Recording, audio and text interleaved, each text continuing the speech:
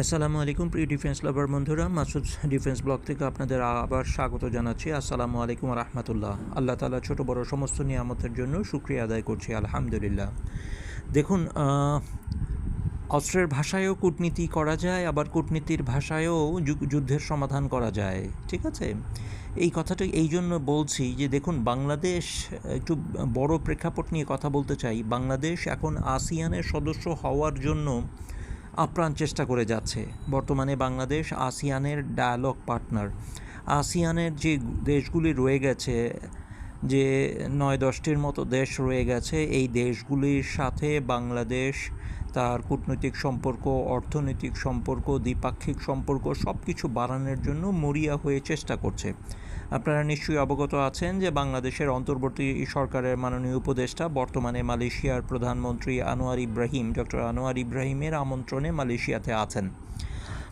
আমরা ডিফেন্স ব্লগে এই জন্য এই কথাটা বলছি, যদি আমরা বর্তমানে থাইল্যান্ডের সাথে, যাদের গ্লোবাল ফায়ার পাওয়ার অনুযায়ী র্যাঙ্কিং 25তম, অথবা ভিয়েতনামের সাথে যাদের র্যাঙ্কিং 23তম, অথবা সিঙ্গাপুরের সাথে যাদের র্যাঙ্কিং হচ্ছে 29তম, অথবা মালয়েশিয়ার সাথে যাদের গ্লোবাল ফায়ার পাওয়ার র্যাঙ্কিং 42তম, এদের সাথে সম্মিলিত যুগ্ম সামরিক মহড়ার আয়োজন করতে পারি।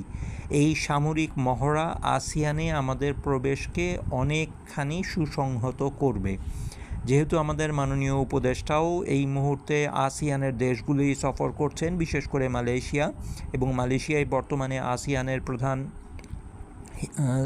সদস্য দেশ হিসাবে কাজ করছে। কাজেই আমরা যদি আসিয়ানের দেশগুলির সাথে যুদ্ধের মহড়া অনুসরণ করি বা যুদ্ধের মহড়া করি, তাহলে আসিয়ানের সাথে আমাদের কূটনৈতিক সম্পর্ক আরও দৃঢ় হবে, সামরিক সম্পর্ক অবশ্যই দৃঢ় হবে। আর আমরা সবচেয়ে বড় যে কথা বলতে পারি সেটা হচ্ছে যে নিরাপত্তা পরিষদের যে প্রধান 5টি দেশ রয়ে গেছে, নিরাপত্তা পরিষদের প্রধান যে 5টি দেশ আছে, মার্কিন যুক্তরাষ্ট্র, রাশিয়া, চীন, যুক্তরাজ্য বা ইউকে এবং ফ্রান্স, এদের সবাইকে আমরা পর্যবেক্ষক হিসাবে আমন্ত্রণ জানাতে পারি, যাতে কোনো ভুল বোঝাবুঝির কোনো সৃষ্টি না হয় যে আমরা কোনো গোপন মহড়া করছি বা অন্য কিছু। মেরিটাইম সেফটি নিয়ে, মেরিটাইম সিকিউরিটি অ্যালার্ট নিয়ে আমরা এই মহড়ার আয়োজন করতে পারি। এতে বাংলাদেশ বিমান বাহিনী, নৌবাহিনী, সেনাবাহিনী এই উদ্যোগ নিতে পারে, এবং এর জন্য যে টাকাটা ব্যয় হবে সেটা যদি 10 কোটি টাকাও হয়, বাংলাদেশ সরকারের সামর্থ্য আছে, কিন্তু এটি আমাদের আসিয়ানে প্রবেশের সুযোগকে দৃঢ়ভাবে সমৃদ্ধ করবে ইনশাআল্লাহ। সালাম সবাইকে, আসসালামু আলাইকুম রহমতুল্লাহ।